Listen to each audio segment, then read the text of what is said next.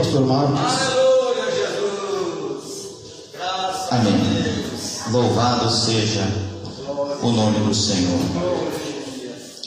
Nós queremos cumprimentar a toda a congregação aqui reunida e também a congregação que juntamente conosco em espírito está conectada pela transmissão no Facebook.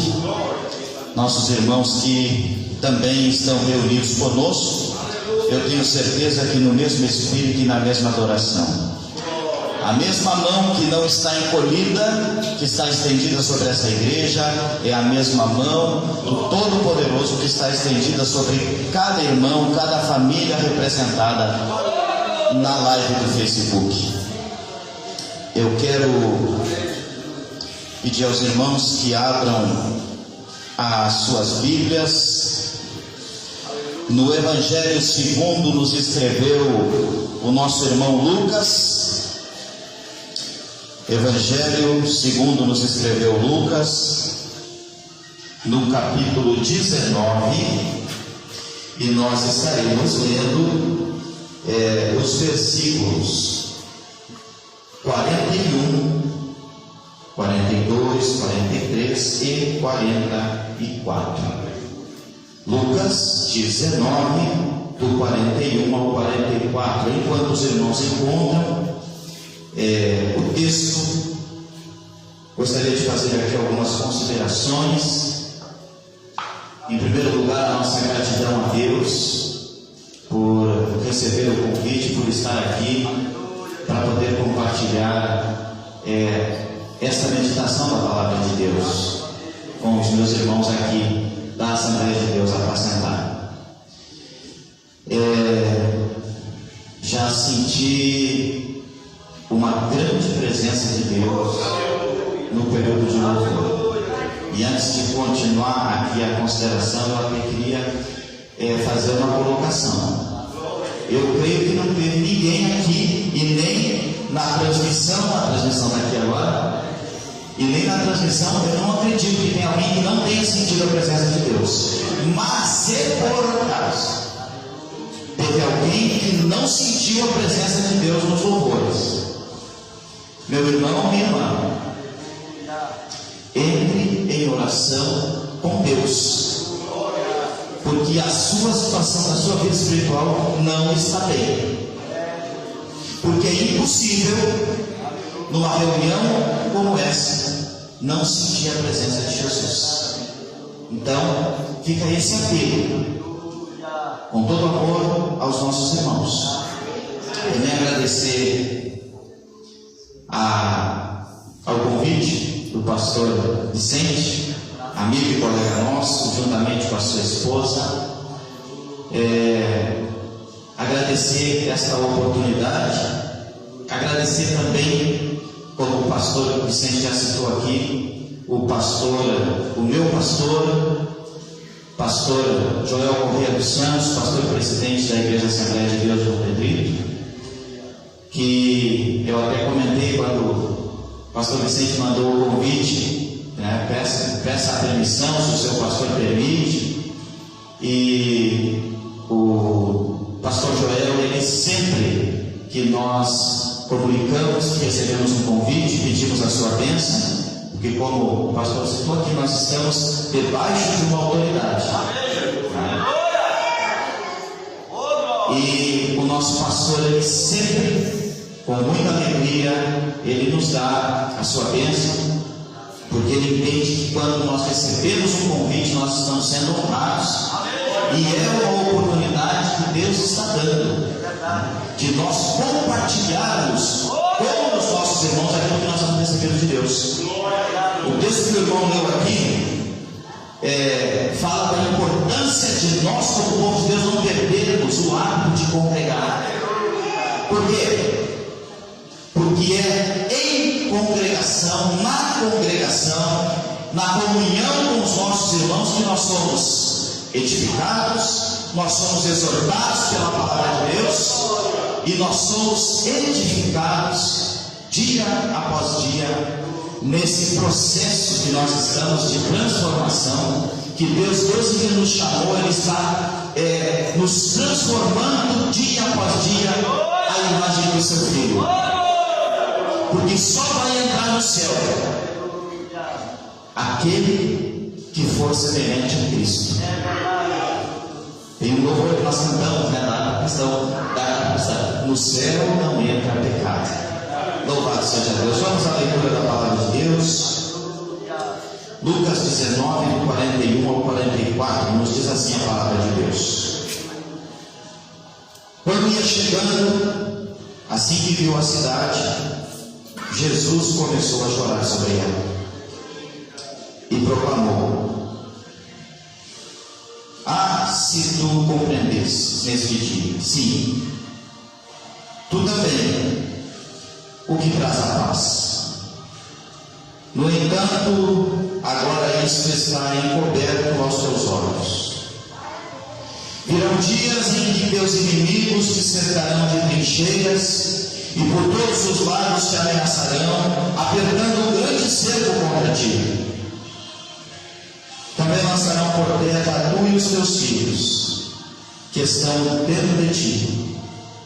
Não deixarão em ti pedra sobre pedra, porque não reconheceste a maravilhosa oportunidade que estiveste com a visitação de Deus. Podemos assentar, meus irmãos, por favor. Aleluia. Graças a Deus. Louvado seja Deus. Meus irmãos, antes de nós entrarmos aqui na exposição deste texto que nós lemos, eu queria fazer uma breve introdução sobre o tema desta campanha. As mãos do Senhor não estão encolhidas para que não possa salvar. A minha tradução, ela diz assim, em Isaías 59:1: não, o braço forte do Eterno não está encolhido, que não possa alcançar-nos com a salvação, e nem o seu ouvido está tampado, que não possa ouvir. Louvado seja Deus. Meus irmãos, tendo meditado sobre esse tema, Deus nos direcionou para essa palavra que nós lemos nesta noite. Eu costumo dizer que as coisas de Deus são como uma máquina cheia de engrenagens. Não sei se tem algum irmão aqui que é mecânico ou tem alguma experiência nessa profissão, mas uma engrenagem, ela funciona perfeitamente. Desde que ela esteja com boa manutenção e tendo óleo, ela encaixa perfeitamente uma na outra. E as coisas de Deus são assim. É muito fácil nós sabermos se um negócio é de Deus ou se não é. Aleluia. Quando as coisas são de Deus, elas fluem naturalmente. Se eu estou precisando forçar uma situação, já é o primeiro sinal de que não é de Deus. Se tu está precisando forçar uma situação na tua vida, ou alguma coisa que tu quer muito, mas não está acontecendo, e tu continua insistindo, tome cuidado, meu irmão, minha irmã. Porque quando as coisas não fluem, pode ser o primeiro sinal de que aquilo não é de Deus. Normalmente, quando Deus vai me usar, eu não estou dizendo que isso é peculiar a todos os irmãos, porque o Espírito Santo tem uma maneira de trabalhar e de usar conforme Ele quer. Mas comigo normalmente acontece o seguinte: quando eu estou para receber uma oportunidade, ou eu estou para entrar na escala, na congregação que eu congrego, todo mês sai uma escala dos irmãos que serão usados durante o mês. Ou às vezes você recebe um convite para pregar numa congregação, para pregar no ministério. Conheço bem o pastor Daniel, já tive a honra de ser convidado, muitas vezes fui lá na Firmados em Cristo. E normalmente quando Deus Deus vai me dar uma responsabilidade de ministrar a palavra. O Espírito Santo começa a me inquietar por aqueles dias com um tema, com uma palavra, começa a vir na minha mente aquela palavra, e me veio na mente essa palavra aqui, quando Jesus chega e chora por Jerusalém, e eu fiquei atento. Pode ser que Deus esteja querendo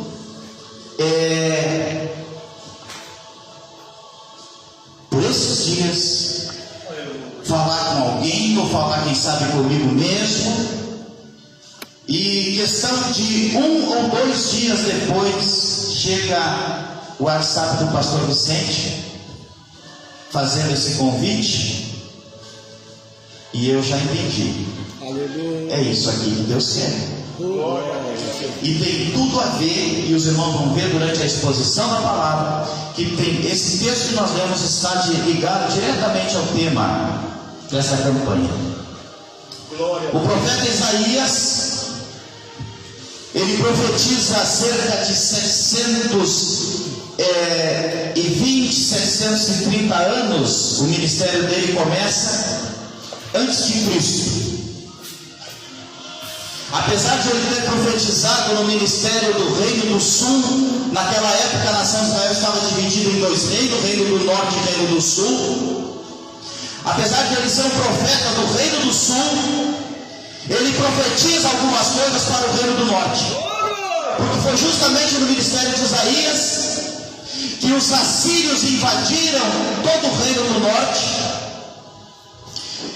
e tomaram conta daquela terra, fazendo uma miscigenação, uma mistura, ao ponto daquele povo do Reino do Norte eles perderem sua identidade de povo de Deus.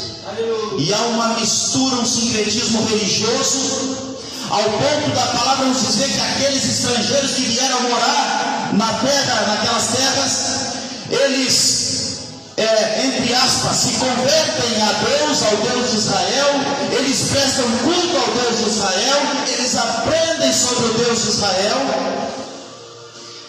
mas ao mesmo tempo eles continuam cultuando os seus deuses. Eles fazem uma coisa que é muito perigosa na vida do crente. Eles misturam o santo e o profano. Meus irmãos, tu quer ter uma bomba, relógio na tua mão, para explodir a qualquer momento, é quando tu mistura essas duas coisas. Tu mistura ou tu permite na tua vida o santo e o profano. E o Reino do Norte faz isso. Isaías profetiza que o juízo viria, o juízo veio, e mesmo com todo esse exemplo, o Reino do Sul, o Reino de Judá, não se aproveitou dessa oportunidade. Nesta palavra, nesta meditação, nós vamos ver que nós temos pelo menos 2 principais maneiras de aprendermos na vida: a maneira mais fácil e a maneira mais difícil. A maneira mais fácil que eu tenho de aprender é com o erro dos outros. A mais difícil é com os meus erros. Normalmente o ser humano é tão difícil, nós somos tão difíceis, que normalmente nós preferimos a segunda opção. Nós preferimos aprender com os nossos erros. Nós vimos que 100 pessoas foram por esse caminho aqui e não se deram bem. Mas aí eu penso assim, não, comigo vai ser diferente. Um exemplo bem simples aqui, quando a Bíblia nos diz: não vos ponhais em julgo desigual com os incrédulos.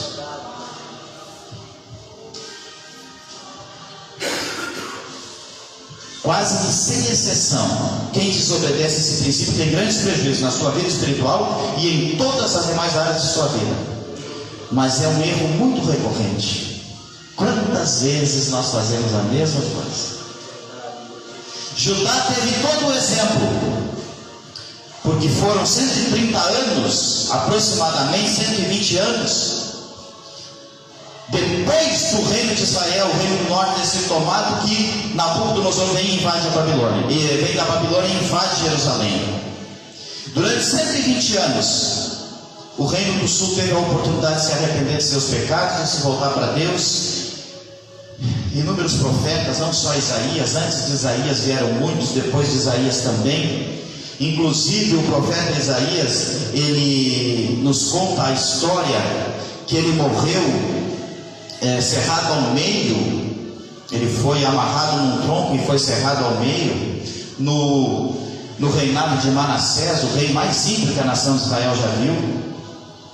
E mesmo assim, Judá vai cativo para a Babilônia.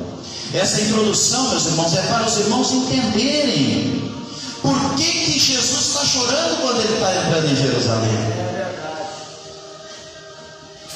Israel teve inúmeras oportunidades, a mão de Deus nunca esteve encolhida,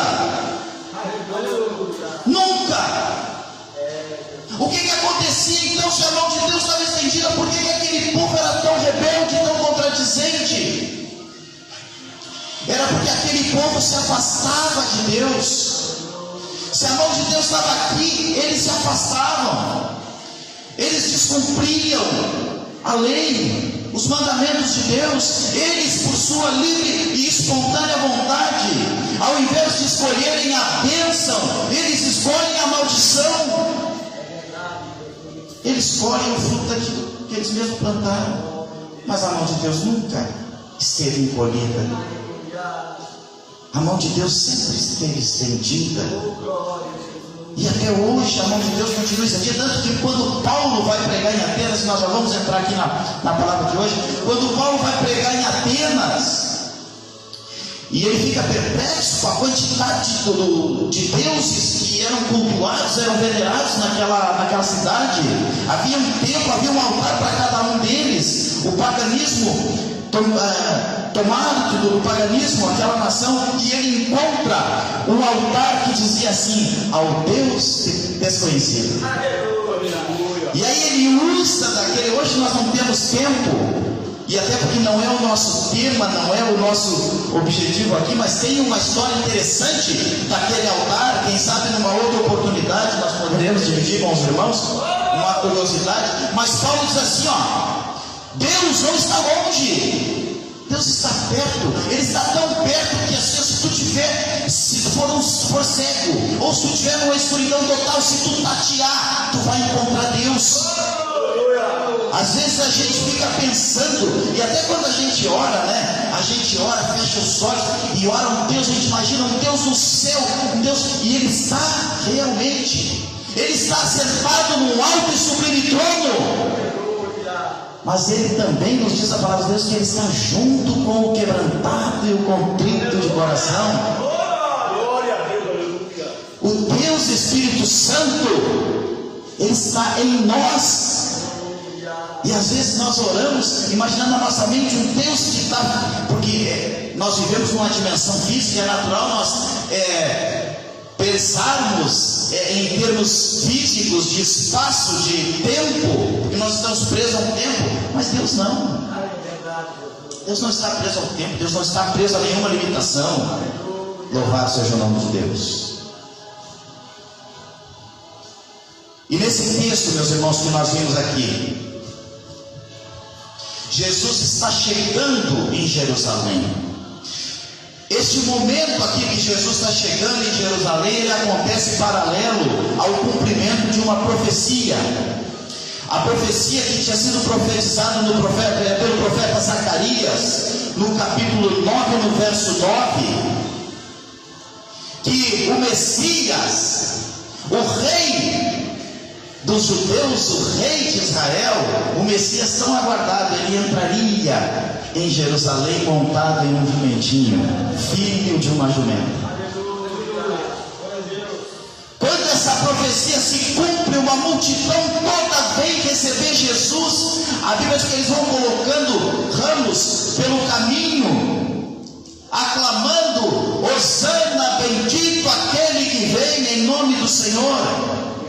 Jesus entra aclamado em Jerusalém, E ele vai se aproximando. Quando ele enxerga Jerusalém, a Bíblia tem algumas coisas muito interessantes no ministério de Jesus. Aleluia! Oh, glória! Louvado Tem algumas.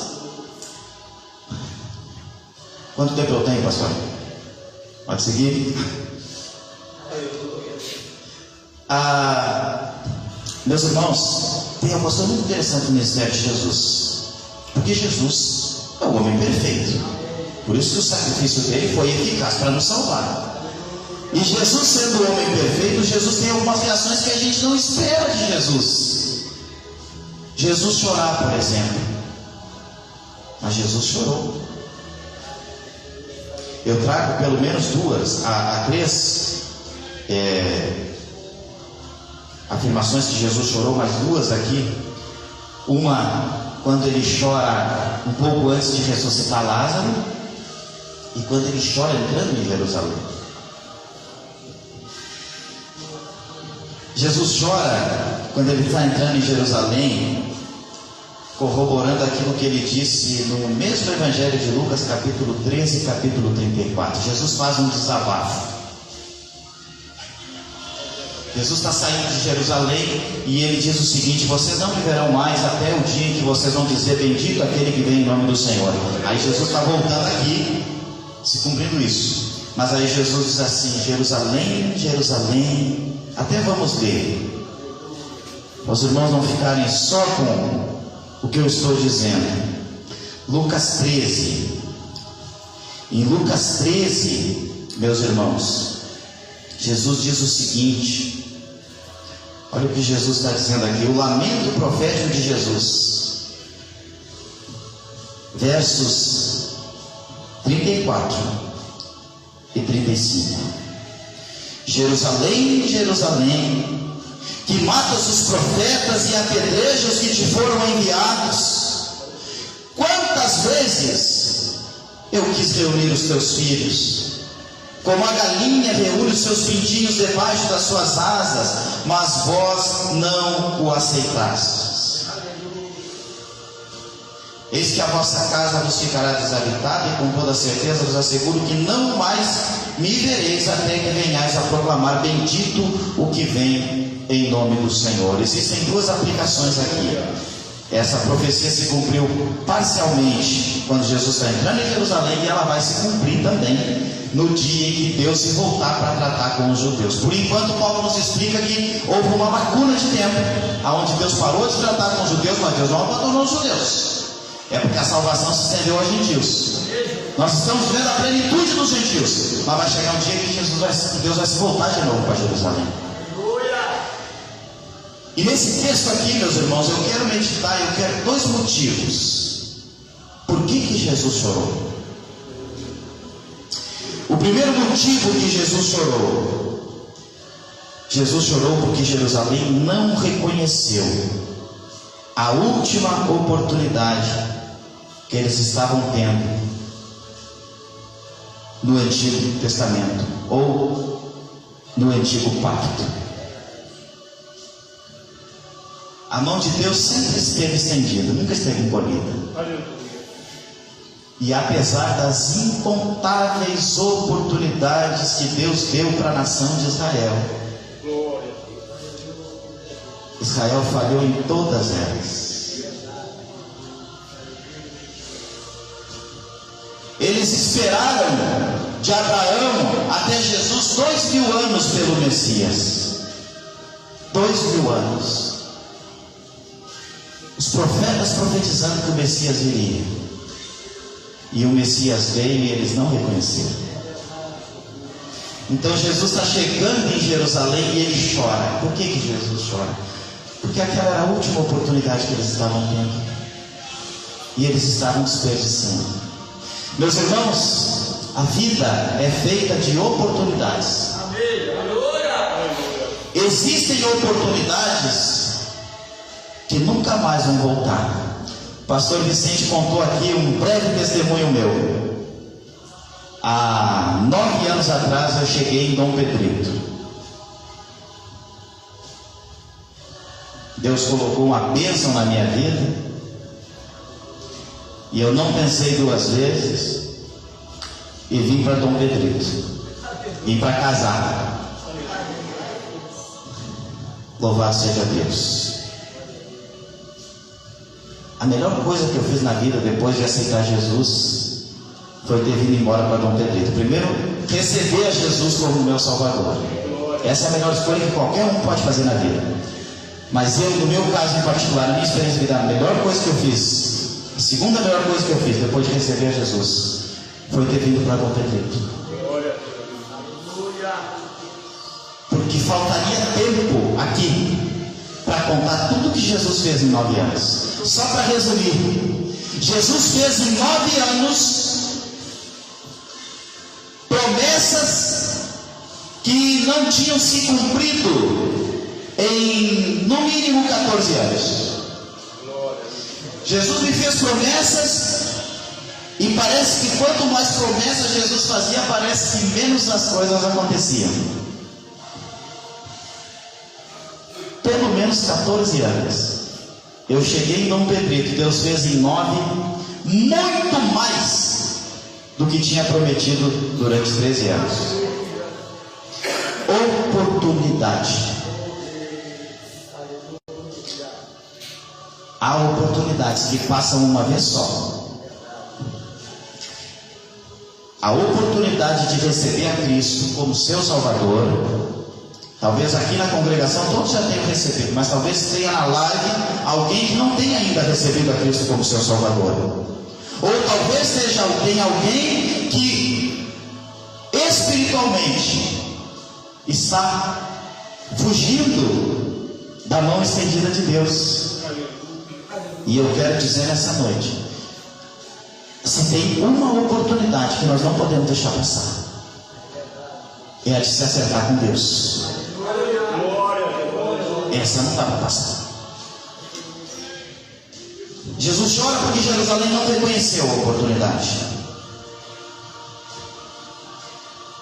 E depois, o segundo motivo que Jesus chorou aqui. Jesus chorou, meus irmãos, porque ele anteviu o que aconteceria no ano 70.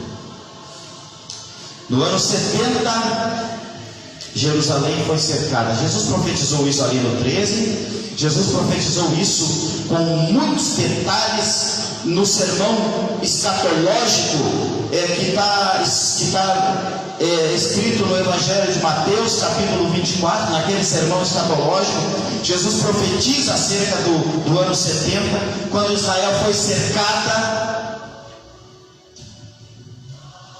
E eles foram expulsos de sua terra, só voltaram em 1948, se não me falha a memória, começaram a voltar como nação. A última grande diáspora de judeus foi no ano 70, e foi terrível o que aconteceu ali. Nós podemos dizer que ali foi uma amostra grátis do que será a grande tribulação, porque ali foi, para os judeus, foi uma pequena grande tribulação. Há livros como de um irmão nosso, uma das obras mais antigas que nós temos acesso, de um irmão chamado Eusébio de Cesareia, que ele descreve alguns detalhes, Flávio José também, mas eles descrevem alguns detalhes de como foi esse cerco. Para os irmãos terem uma ideia, foi tão terrível que existe um episódio narrado no livro do História Eclesiástica do Eusébio de Cesareia, que ele relata assim aqui: a fome tomou conta, os aproveitadores, os salteadores, os ladrões se aproveitaram, e teve uma senhora que ela era muito rica e ela perdeu tudo que ela tinha, roubaram dela a terra, propriedades, e ela só ficou com a casa, e ela tinha um bebê. E ela estava amamentando esse bebê, totalmente desesperançosa. A cidade cercada, não entrava comida, nada. E ela, amamentando aquele bebê, ela fica tão sem esperança, que ela vê não haver saída e esperança nem para ela nem para aquela criança. Então ela cozinha o seu próprio filho. Quando os ladrões à volta, isso acontecendo no ano 70. Os irmãos estão entendendo por que Jesus chorou? Quando os ladrões adentraram na casa dela porque sentiram cheiro de comida, quando eles viram na panela, eles saíram correndo horrorizados.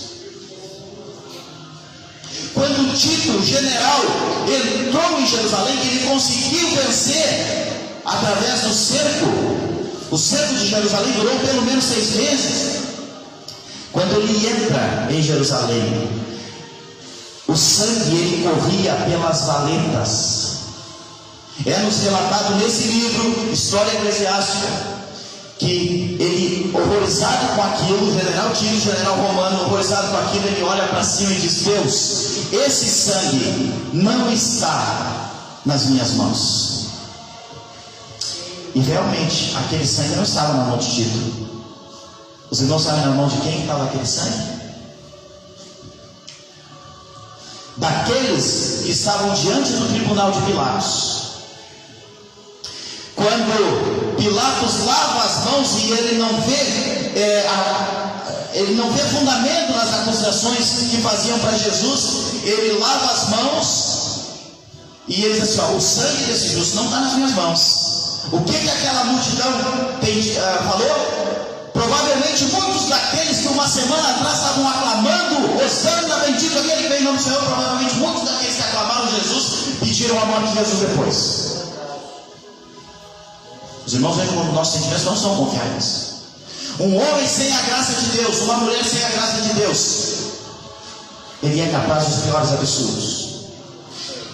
A maior bênção que nós temos é a graça de Deus. É a graça de Deus que te regenera. É a graça de Deus que te dá força para vencer o pecado.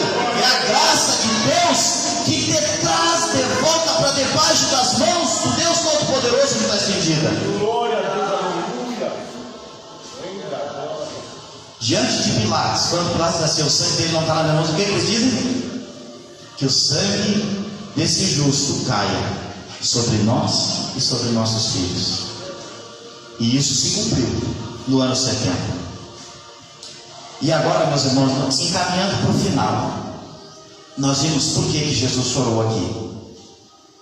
Os 2 motivos, pelo menos 2 nós tivemos aqui.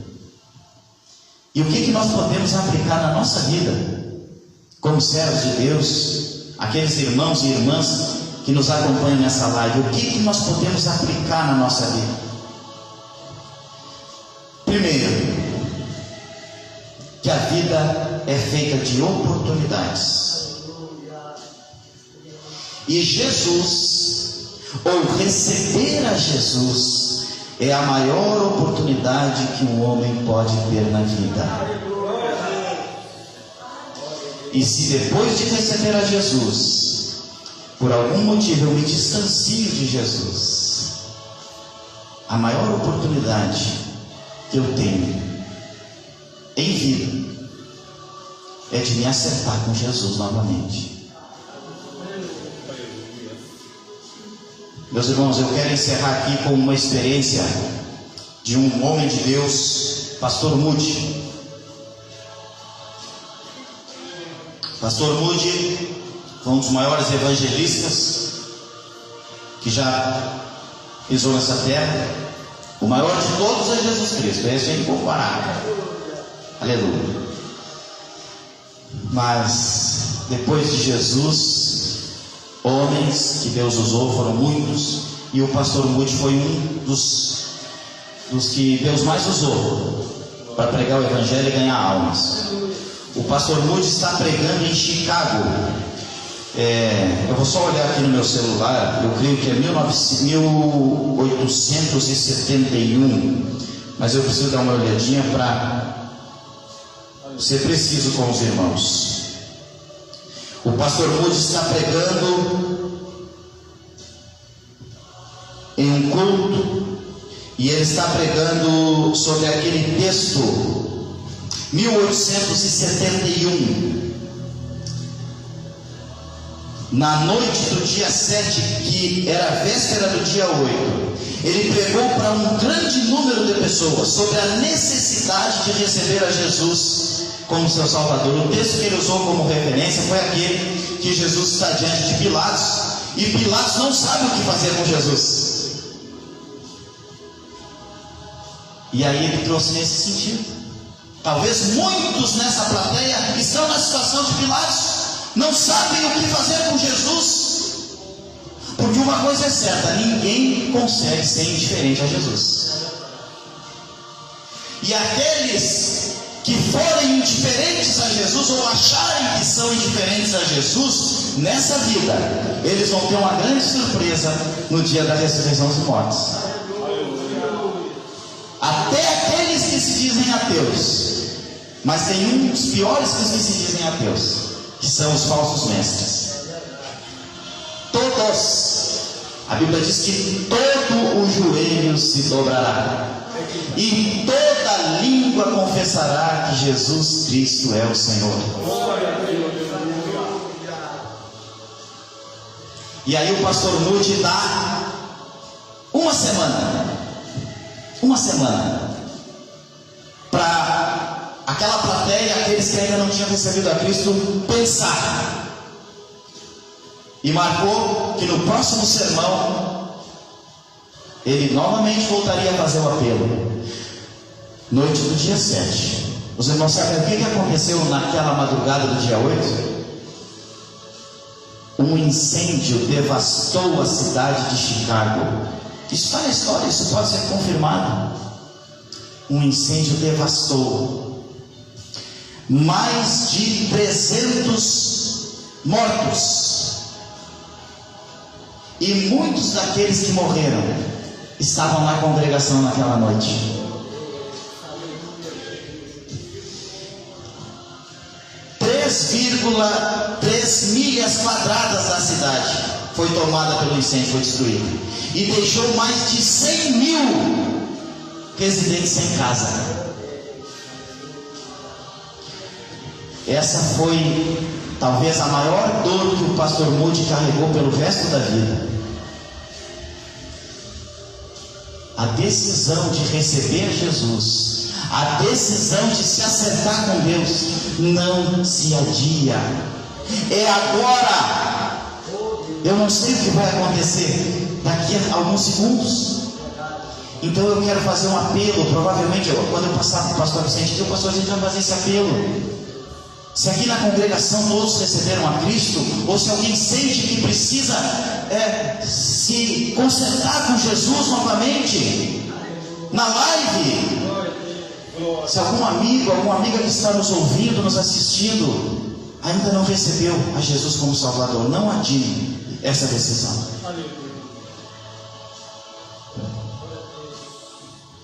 E eu encerro aqui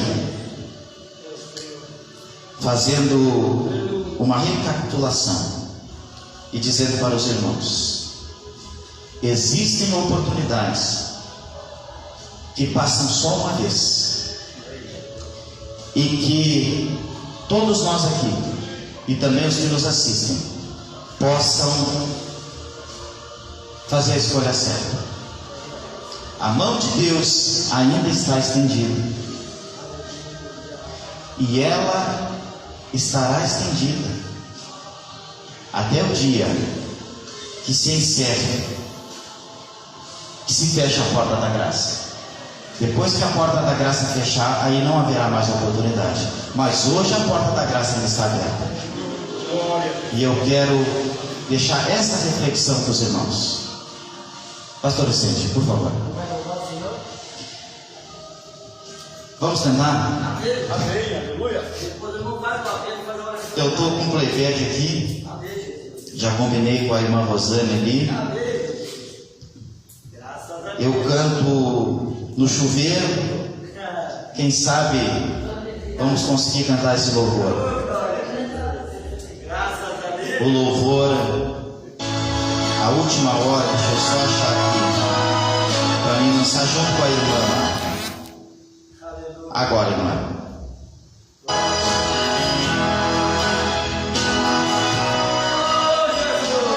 Vamos ficar em pé, por favor.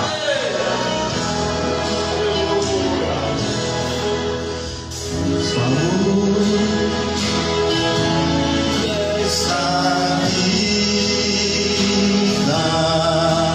quando a morte ao teu lado chegar, que destino há de ter a tua alma? Qual será o futuro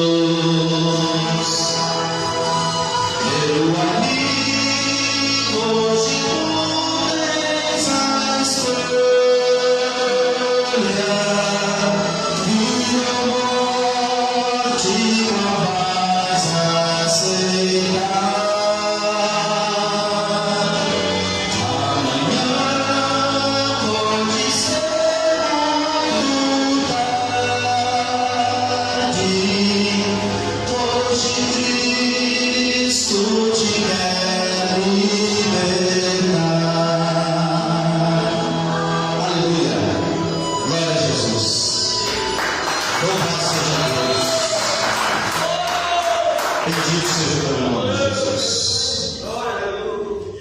Glórias a Deus. Meus irmãos, vamos fazer essa oração de encerramento. Esse mesmo culto que nós prestamos a Deus aqui e que os nossos irmãos prestaram a Deus na live, tão abençoado. Quantas vezes a nossa alma está tão sedenta, está tão necessitada de Deus, e às vezes a gente nem sabe. Aí é preciso um choque de realidade que o Espírito Santo faz conosco, e Ele faz isso por misericórdia. E esse choque de realidade nos põe de novo nos trilhos e nos põe de novo no caminho que Deus quer para nós. Eu vou orar agora e quero convidar todos os irmãos que estão aqui para orarem junto comigo. E se alguém aqui na congregação, eu creio que todos já receberam a Jesus, correto? Graças a Deus. Mas na live pode ter alguém que ainda não recebeu a Jesus. E essa live vai ficar gravada. Quem sabe essa live, alguém não vai se encontrar com ela e vai assistir esse culto e vai ter esse choque de realidade. Se tu conhece alguém que tu quer evangelizar, que tu quer falar de Jesus, compartilha essa live.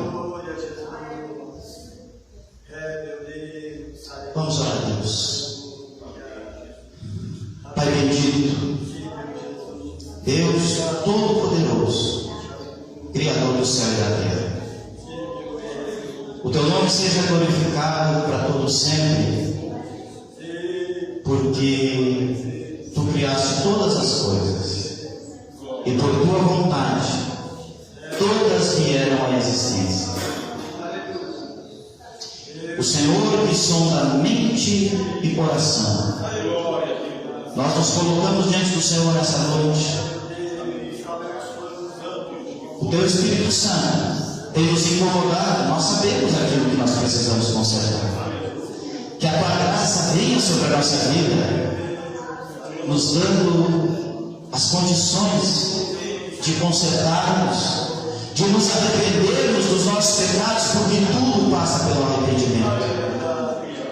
O arrependimento é o primeiro grande passo para receber a Jesus como nosso Salvador e também para acertar nossa vida contigo. Eu oro em especial em nome de Jesus pelos irmãos que estão nos assistindo na transmissão. Pai eterno, se tem alguém nessa transmissão que ainda não recebeu a Jesus como seu Salvador, e o Teu Espírito Santo está levando essa pessoa a reconhecer que ela precisa de um Salvador, e ela está dizendo ao Senhor neste momento que se arrepende dos seus pecados e quer receber ao Senhor como seu Salvador, que o Teu Espírito Santo, que é o selo da promessa, venha sobre essa vida, que ela passe a ser propriedade particular do Senhor. E se há algum irmão nosso, alguma irmã que tem sido tocada para voltar para debaixo da Tua poderosa mão, a Tua mão nunca esteve em poder, mas essa pessoa, ela se afastou, ela não quis o cuidado dessa mão, mas neste momento o Teu Espírito Santo tem operado no seu coração. pedimos em nome de Jesus que o Senhor desfaça todas as barreiras, que o Senhor desfaça todo o empecilho, porque a tua palavra diz, e o Senhor mesmo disse, que daqueles que o Pai te deu, nenhum deles se perdeu. Aqueles que são teus, o Senhor não os perde, ainda que por um pouco de tempo se afastem, fujam do cuidado do Senhor, como Israel muitas vezes fez. O Senhor com os braços abertos, e Israel preferiu ir para longe de ti. Quantas vezes nós na nossa caminhada fizemos o mesmo, mas nós temos o exemplo da tua palavra, de como nós devemos agir, e nós pedimos a tua bênção. Estende a tua mão sobre toda a tua igreja nessa noite, e sobre aqueles irmãos que também assistirão esse culto pela transmissão que está ficando gravada. Que o teu nome seja glorificado na vida de cada um de nós, como foi desde o início deste culto até este momento, em nome de Jesus. Amém.